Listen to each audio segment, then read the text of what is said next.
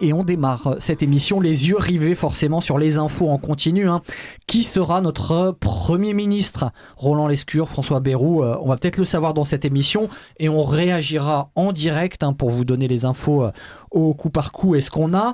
Alors déjà un premier tour de la table, François Bayrou ou un autre. Vous en dites quoi d'abord, Jimmy Bourlieu, pour le Rassemblement national ? Écoutez, moi j'ai envie de vous dire que ce qui compte, ça va pas tant être la personne qui va être nommée, mais les idées qu'il va mettre en place et à quel point il est prêt à discuter avec le Rassemblement national. Une chose est sûre, c'est que depuis une semaine, nous assistons à un one-man show assez pathétique d'Emmanuel Macron. Je pense que ça fait en réalité une semaine qu'il a déjà décidé qui serait le futur Premier ministre et il fait traîner le suspense parce qu'il aime bien, c'est toujours son petit plaisir malsain. Ça lui a permis aussi de forcer aussi certains groupes qui se prétendaient d'opposition à aller faire des courbettes pour avoir non pas des mesures qui seraient mises en place, mais des places dans son gouvernement. Je pense qu'Emmanuel Macron, encore une fois, a piégé, notamment la gauche. Et pendant ce temps, pendant tout ce spectacle, on ne parle pas du fond, on ne parle pas du fait que les plans sociaux se multiplient dans notre pays, on ne parle pas du fait qu'on a un nombre record de SDF en France, on ne parle pas du fait de nos services publics qui sont tous en train de mourir les uns après les autres. Et c'est ça qu'attendent les Français. Je pense qu'il faut rapidement enfin faire cette nomination, donc on l'espère dans les prochaines minutes, et enfin pouvoir se mettre au travail pour avoir un budget pour le pays. Catherine Fabre, le président de la République est encore le maître des horloges, il veut mettre des horloges. Il avait dit fin de matinée, on enregistre l'émission, il est un petit peu plus de midi et demi, on n'a toujours rien. Vous, François Bayrou, c'est le nom le plus plausible, celui qui a circulé le plus ce matin, vous en pensez quoi ? Alors, moi, je pense que la question de qui sera Premier ministre est moins importante que la question de la méthode et de la possibilité de trouver alors peut-être pas une majorité pour travailler ensemble, mais en tout cas une majorité pour ne pas censurer le gouvernement. Donc c'est là tout l'enjeu. Et une majorité pour ne pas censurer ce gouvernement sans avoir besoin justement des voix du Rassemblement national, puisqu'on a vu à quel point le fait de devoir compter sur le Rassemblement national pour ne pas censurer était source d'instabilité. Et à quel point, justement, ça ne permet pas de travailler sereinement, justement, pour l'avenir. C'est essentiel qu'il y ait un climat avec plus de lisibilité sur là où on va. Et donc, effectivement, le gros enjeu, c'est de trouver un Premier ministre qui permettra de trouver les conditions pour travailler ensemble et pour ceux qui ne veulent pas travailler ensemble, pour ne pas censurer. Donc ça suppose de s'entendre sur quelques grands principes et c'est là tout l'enjeu. Et donc on n'est pas à quelques heures ou à quelques jours, parce que l'enjeu est vraiment de taille, il faut réussir. Vous dites le Rassemblement national, il y a aussi la gauche qui a censuré. La gauche, vous la représentez, Florence Guéry, dans ce studio. Vous, si on tombe sur François Bayrou, vous êtes déçu. La gauche avait dit, en tout cas, le PS avait dit hors de question. Vous en pensez quoi ? Moi, je pense déjà qu'il faudrait que l'ensemble des partis jouent carte sur table et qu'on arrête un peu cette espèce de mousse auquel les médias d'ailleurs contribuent beaucoup. Peut-être rappeler là le contexte dans lequel on est, un pays qui a inventé la séparation des pouvoirs. On n'a jamais été dans une verticalité de l'exécutif à ce point, avec un président de la République qui a démonétisé totalement sa parole. Une fois qu'on a dit ça... Ça veut dire quoi ? Parce que expliquez un petit peu. Ça veut dire que sur l'ensemble des sujets, il dit absolument tout et son contraire. Je ne voulais pas rentrer dans le vif du sujet sur les questions, par exemple, de Mercosur, où on a vu certains adeptes d'Emmanuel Macron nous expliquer que c'était à cause de la censure du gouvernement que la présidente de la Commission européenne allait négocier toute seule en Argentine. Enfin, on marche sur la tête, quoi. Enfin, bienvenue dans l'ère de post-vérité. Je ne sais pas si c'est parce que Emmanuel Macron a reçu Donald Trump samedi et qu'il s'en inspire, mais moi, je trouve que c'est très dangereux. Je voudrais revenir quand même sur la méthode. Nous, les écologistes, on a décidé de jouer le jeu. On est arrivé dans les 2 réunions à l'Élysée en mettant carte sur table et en disant voilà ce que nous on propose. En termes de méthode, dire nous nous engageons à ne pas utiliser le 49.3. Et voilà nos 10 à 11 priorités, dont certaines, peuvent trouver, c'est des amorces, des majorités sur certains textes, notamment sur la question de l'encadrement des industries agroalimentaires pour assurer un revenu du monde agricole digne et juste, en matière d'équité fiscale. Voilà un peu nos priorités, mais il est urgent que tout le monde revienne vraiment à qui vote quoi dans l'hémicycle. On finit ce tour de table avec vous, Guénel Lamarque. Les noms qui ont circulé, est-ce que, on entend autour de cette table que le nom est moins important que la politique qui va être en place, qui va être mise en place? Vous en pensez quoi, vous, Guénel Lamarque? Oui, je suis à peu près d'accord. En fait, on cherche le mouton à 5 pattes dans une assemblée qui est ingouvernable. Nous sommes exactement sur la même législature que celle de 1956, qui a été la dernière de la 4e République, avec une extrême gauche qui est vombissante et une extrême droite qui est aussi vombissante. La seule grosse nouvelle que les Françaises et les Français ont, c'est que, en fait, le nouveau Front populaire s'est étendu. En fait, c'est le NFPN maintenant, Nouveau Front populaire et nationaliste, puisque le Rassemblement national, en unissant ses votes avec les Insoumis et la gauche modérée, a fait tomber un gouvernement gaulliste, républicain et d'union. Voilà, c'est une information importante. J'espère que les électrices et les électeurs du RN se rappelleront. Donc voilà, quoi qu'il en soit, pour la première fois dans l'histoire de la Ve République, il n'y a pas de budget. Nous sommes obligés de passer par une loi spéciale. Tous les grands projets sont suspendus à ces dames et ces messieurs au Parlement. Donc nous attendons que les parlementaires prennent aussi leurs responsabilités. Et j'allais dire que dans la règle des irresponsables, voilà, il faudrait aussi que l'Élysée fasse aussi preuve de beaucoup plus de responsabilité. Quoi qu'il en soit, moi je regarde ça de manière absolument angoissée. Nous entrons dans une période de crise politique importante et j'appelle donc tout le monde à beaucoup de responsabilités, beaucoup de self-control. Catherine Fabre, vous faisiez oui de la tête. Comment on peut trouver quelqu'un qui mette tout le monde d'accord alors qu'il n'y a pas de majorité à l'Assemblée nationale? En fait, comment on fait? Je voulais revenir sur la notion d'assemblée ingouvernable, parce qu'effectivement, je trouve que cet épisode met la lumière aussi sur la responsabilité de l'Assemblée nationale, sur le travail parlementaire et sur l'importance aussi du travail parlementaire, puisqu'on voit là, quand il n'y a pas de budget, les conséquences qui sont graves pour le pays, et on voit à quel point le travail parlementaire est important. Et par rapport à ça, justement, je trouve que cette censure, évidemment, ça vous surprendra pas si moi je trouve que l'avoir voté c'est irresponsable, parce que je trouve que ce n'était pas dans l'intérêt du pays d'être dans ce chaos attentiste actuel. Et je crois aujourd'hui que le Premier ministre, c'est pas tant sur un programme, parce qu'on ne va pas se mettre d'accord sur un programme, on n'est pas d'accord les uns les autres. L'Assemblée est divisée. Donc on va rester 2 ans sans programme? Non, c'est quelques principe. Je pense que sur l'état actuel des finances et la nécessité de rester dans un trend justement de réduction du déficit, ça c'est un principe à mon avis sur lequel on peut s'entendre. Sur la nécessité de continuer à faire avancer la transformation écologique, je pense que c'est un axe de long terme sur lequel on peut s'entendre. Je pense qu'il y a des grands principes sur lesquels on peut s'entendre et des projets de loi aussi sur lesquels on peut s'entendre.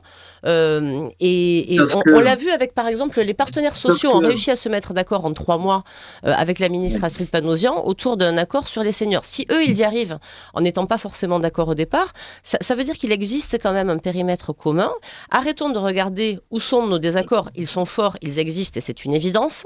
Mais aujourd'hui, je pense que les Français nous appellent à regarder le périmètre commun et à au moins avancer sur ça et surtout à rester sur de la stabilité institutionnelle pour pouvoir faire avancer le pays, quoi, pour continuer à voter des budgets et pour pouvoir voter les décisions importantes pour les Français au quotidien. Enfin, allez-y, Florence Guéry. Non, mais moi je veux bien, mais j'aimerais bien quand même qu'on regarde en arrière. On va prendre juste les 12 derniers mois et voir ce qui s'est passé. Et la question de la stabilité, et je loue l'ensemble du travail parlementaire, qui c'est qui a décidé de passer en force au niveau du budget de la sécurité sociale, qui c'est qui a passé son temps à bloquer, y compris des propositions de... Vous auriez voté le budget, tous les budgets passent au 49.3 avait fait des propositions, quand l'Assemblée n'est pas majoritaire, vous le savez très bien. On a fait des propositions, tout a été balayé. Il faut revenir à une offre politique et quand même au résultat, qu'est-ce que nous ont dit les électeurs du 2e tour des législatives ? 1, on ne veut pas du Rassemblement national. Ouais.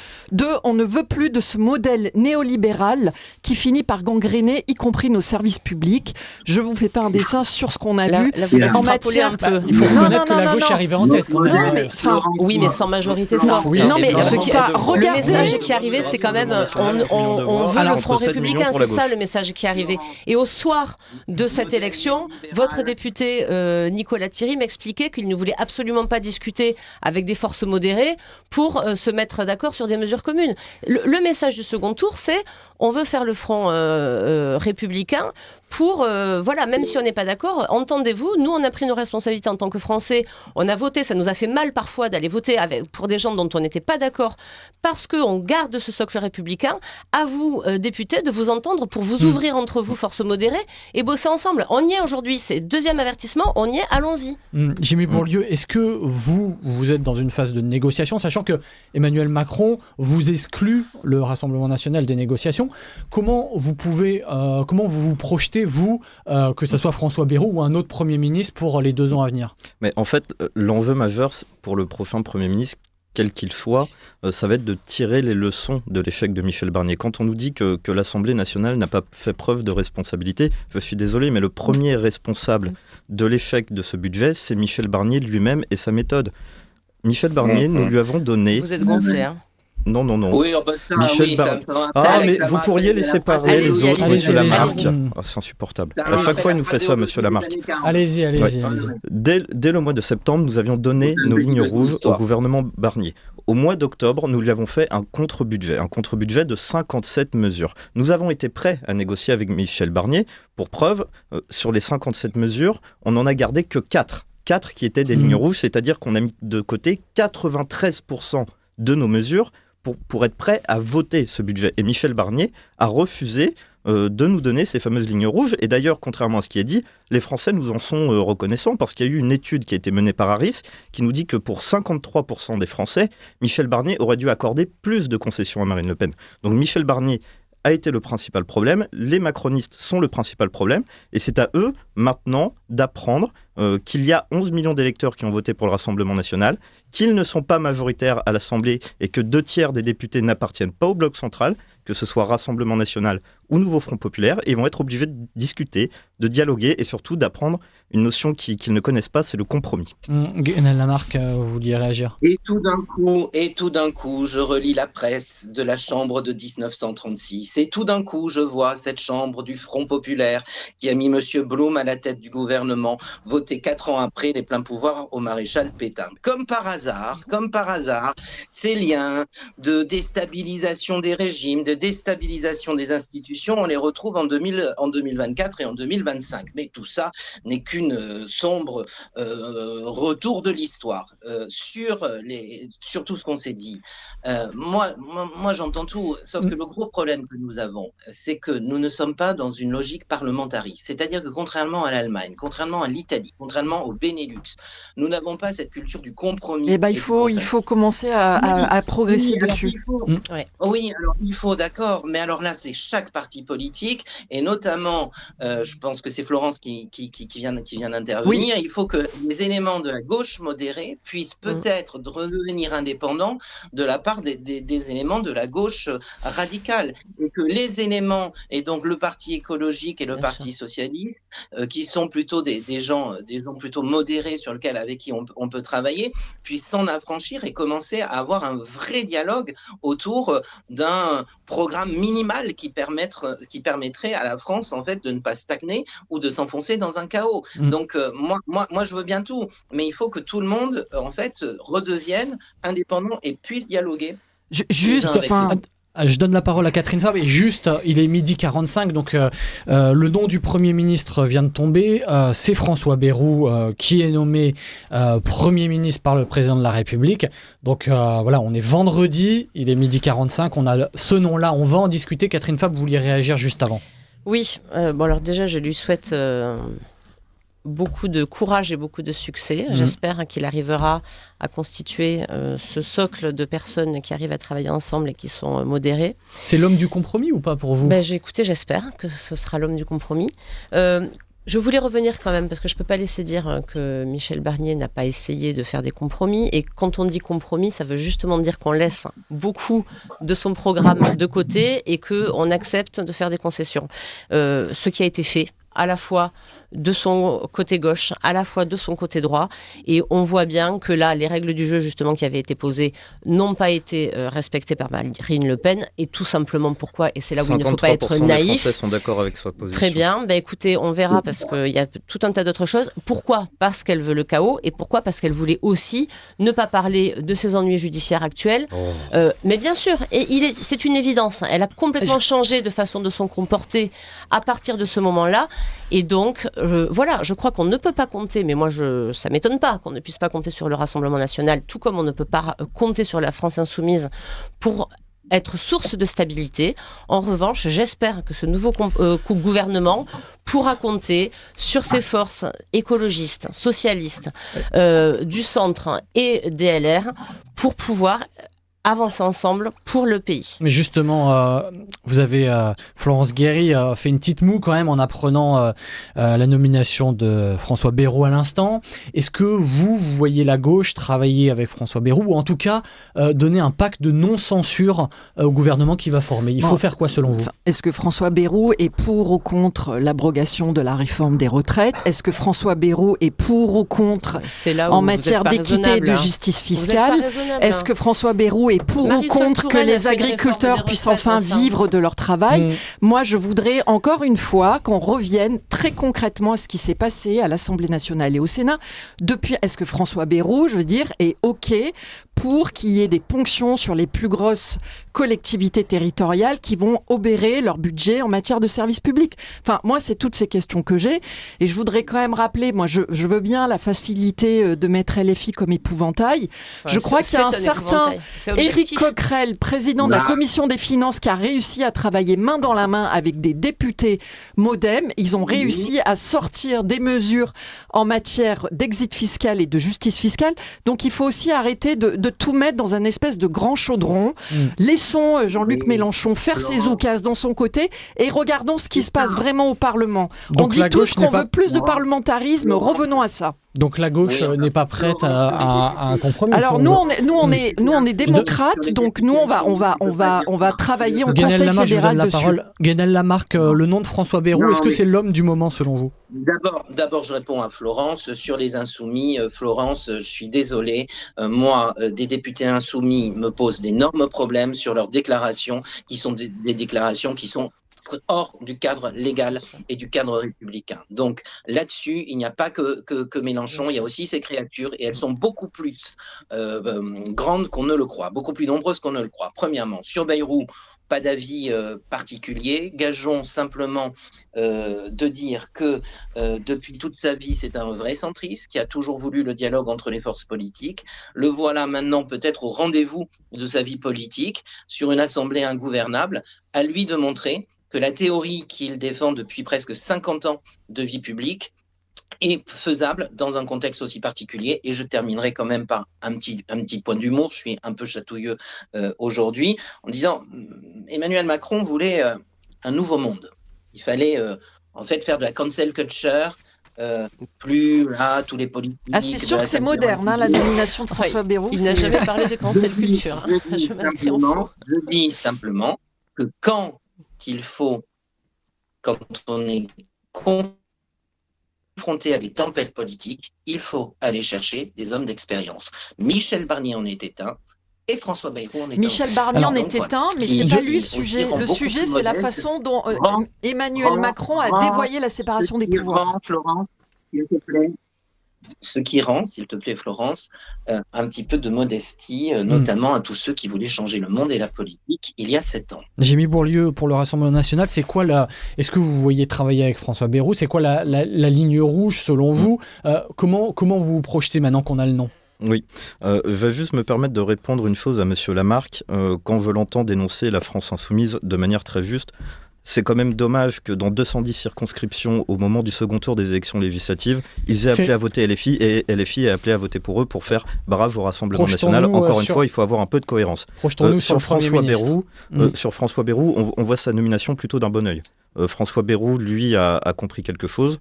c'est qu'il faut savoir dialoguer avec le Rassemblement national, il faut savoir le respecter et surtout il faut savoir respecter ces 11 millions d'électeurs. Donc nous l'avons dit clairement, si c'était François Bayrou, et donc ça va être le cas, il n'y aura pas de censure a priori de la part du Rassemblement national. On va juger sur pièce, on va voir ce qu'il a à nous proposer, on va voir jusqu'à quel point il est prêt à revoir ce budget qui a été proposé, parce que je tiens à rappeler que le budget proposé par Michel Barnier était un budget de type socialiste qui augmentait de 40 milliards d'euros les impôts des Français. Et je pense qu'on va pouvoir discuter avec lui, je pense qu'il sera à notre écoute sur nos grandes propositions. Donc nous refusons la taxe supplémentaire sur l'électricité, la hausse des cotisations patronales sur les TPE-PME, nous refusons le déremboursement des médicaments, nous refusons la désindexation des retraites. Voilà les 4 points sur lesquels on lui demande d'agir. Un point, Catherine Fabre, je voulais revenir... Alors Guénel Lamarque, on va juste régler un petit problème de son parce qu'on vous entend très mal. On revient dans 2 secondes. Oui. Ok. Catherine Fabre, j'entendais l'ex-ministre Thomas Cazeneuve-Bordelais qui disait pourquoi pas rouvrir le débat sur la réforme des retraites pour pouvoir intégrer une partie de la gauche dans les négociations, avoir un accord de non-censure. Est-ce que ça, puisqu'on en parlait tout à l'heure avec Florence Guéry, est-ce que ça, c'est une ligne qui vous semble cohérente pour faire un pas, notamment vers la gauche et peut-être vers le Rassemblement national, pour dire on dialogue? Oui, il y a de toute évidence un blocage fort sur la question des retraites.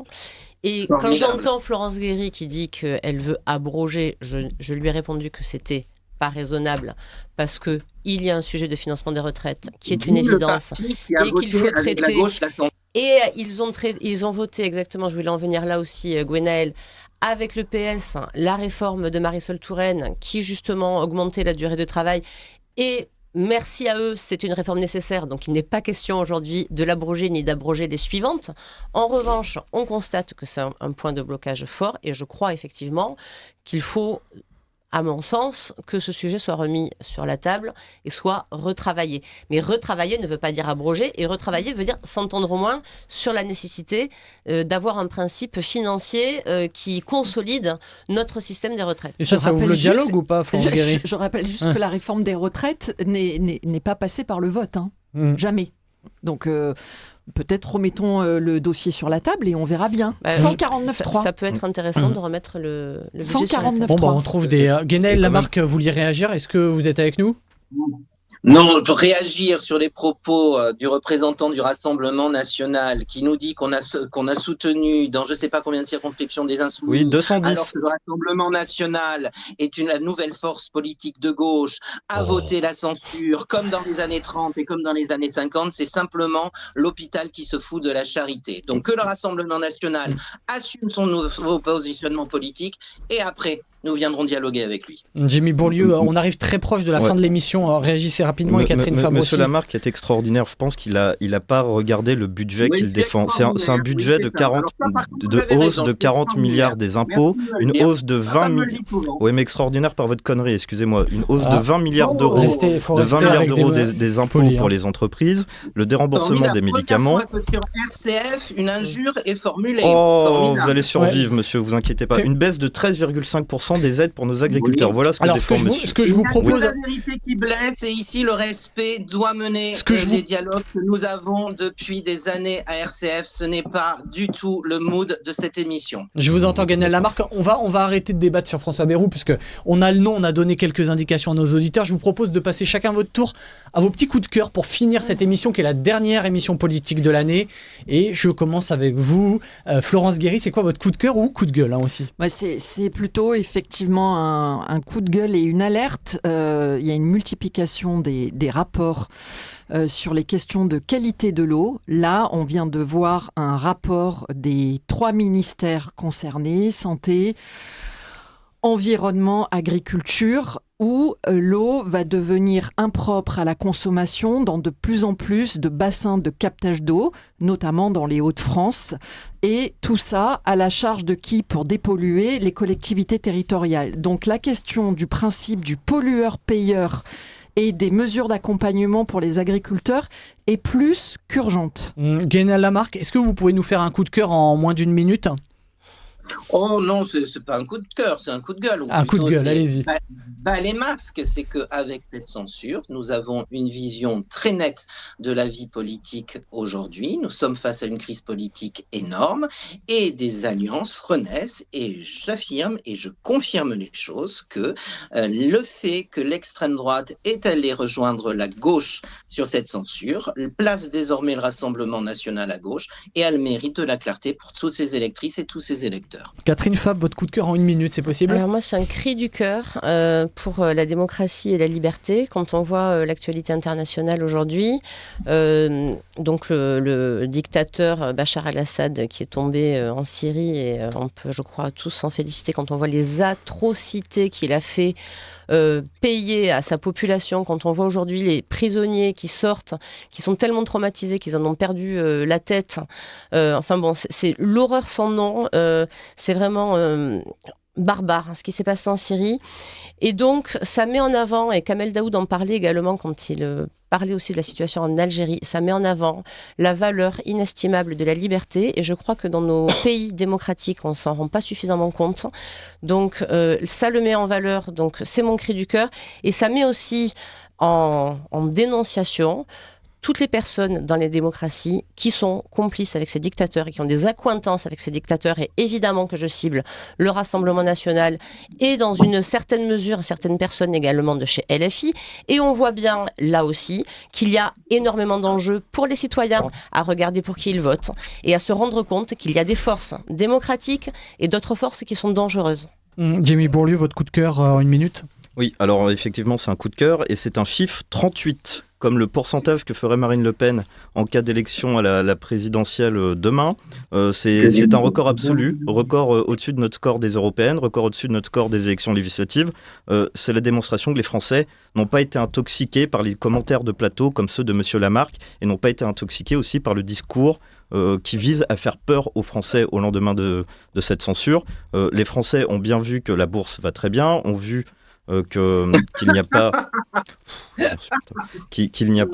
de bain de sang, qu'il n'y a pas de nuée de sauterelles, que le soleil s'est levé. Ils ont bien compris que Marine Le Pen a fait le choix de les protéger lors de ce vote. Et je leur dis, c'est surtout un grand espoir, c'est qu'il n'y a plus que 30 mois avant les élections présidentielles. Et dans 30 mois, vous aurez enfin un choix pour une vraie rupture. C'est votre coup de cœur, Jimmy Bourlieu. Je précise qu'on est sur RCF, on reste courtois entre nous pour se parler. C'est une émission de débat, mais qui reste cordiale. Merci Florence Guéry d'avoir été là. Merci Jimmy Bourlieu. Merci Catherine Fabre. Merci Guénel Lamarck. Votre émission politique RCF sur RCF Bordeaux, c'est terminé. Elle revient le mois prochain. Merci à Baptiste Vigolo pour la technique. Je vous souhaite une très bonne journée à tous à l'écoute d'RCF Bordeaux.